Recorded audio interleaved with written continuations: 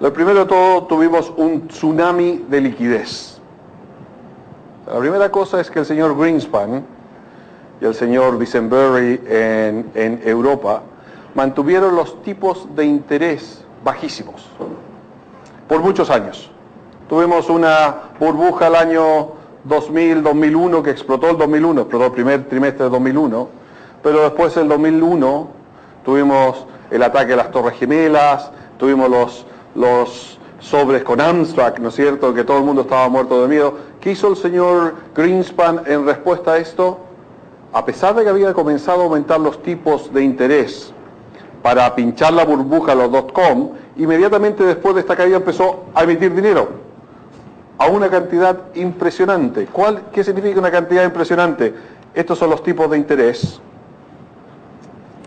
de corto plazo en Estados Unidos. Aquí venía el señor Greenspan, por aquí el año 90, no está aquí, ¿no es cierto? El año 98 hace un discurso que vivimos en una época de irrational exuberance, que estamos todos gastando lo que no tenemos. Dice, yo voy a pinchar esta burbuja, voy a empezar a subir los tipos para pinchar la burbuja.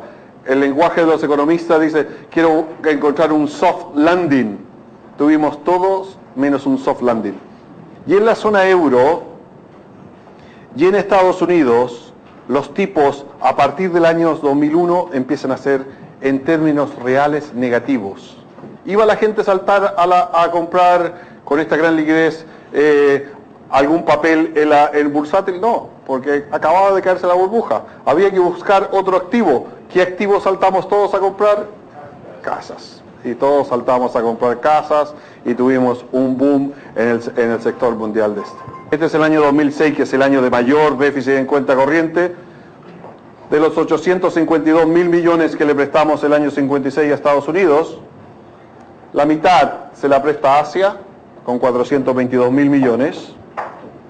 En Asia, los que más prestan son los chinos, con la mitad de los 422 mil millones. Y el resto se lo presta principalmente exportadores de petróleo.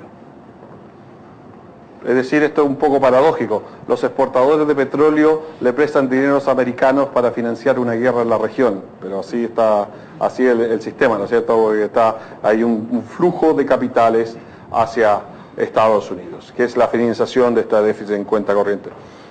Acaba de salir un libro de Joseph Stiglitz, premio Nobel de Economía. A pesar de ser premio Nobel de Economía, no cree mucho en el mercado. Y el señor hace un muy buen argumento. Dice, mire, nosotros los economistas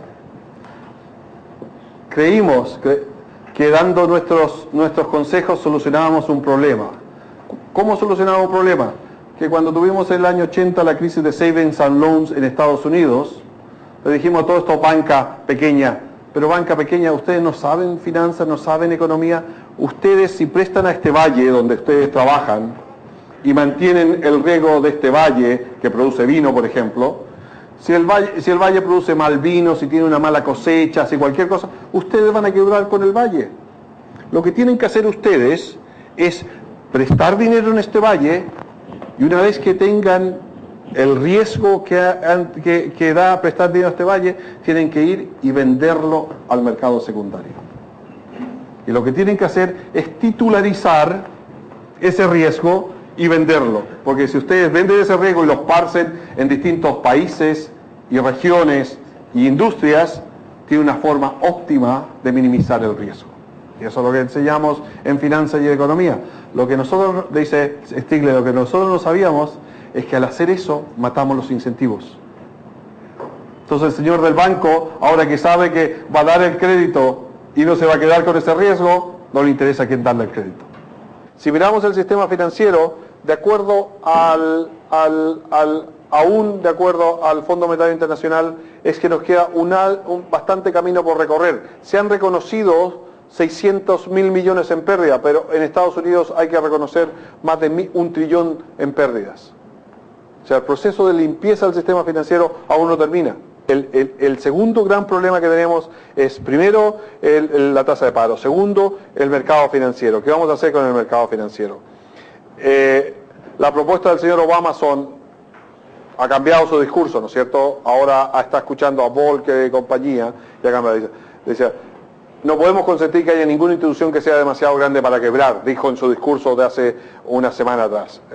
Too big to fail, tenemos que eliminar esto. Ahora, no, si obligamos a los bancos a hacerse 10 bancos pequeñitos, no solucionamos el problema, porque aquí tuvimos una perturbación global. Los 10 bancos pequeñitos se ven al suelo, y 10 bancos pequeñitos que se van al suelo es un banco grande que se va al suelo. Igual no tendríamos el problema. Lo que hay que hacer es solucionarlo de otra forma. Entonces, primero, establecer un impuesto, cosa de parar este proceso de crear artículos financieros. Y segundo, la regla Volcker, ¿no es cierto? Establecer un límite al tamaño de los bancos y que los bancos no podrán poseer, invertir o promover fondos de cobertura de riesgo, fondos de inversión en compañías privadas no listadas en bolsa y operaciones de inversión con recursos propios que sean para su propio beneficio. O sea, vamos a separar el sistema bancario entre un banco de inversión, el cual no va a recibir los depósitos de la gente y si quiebra no va a afectar a la gente que tiene, y los bancos comerciales entonces volvemos a la situación de narrow banking que tuvimos desde el año 33 en adelante, después de la guerra. Esa es la proposición que está para parar este tipo de cosas. Yo creo que durante este año no va a haber incremento en tipos porque la recuperación no es tan estable, pero a finales de este año, principios del próximo año,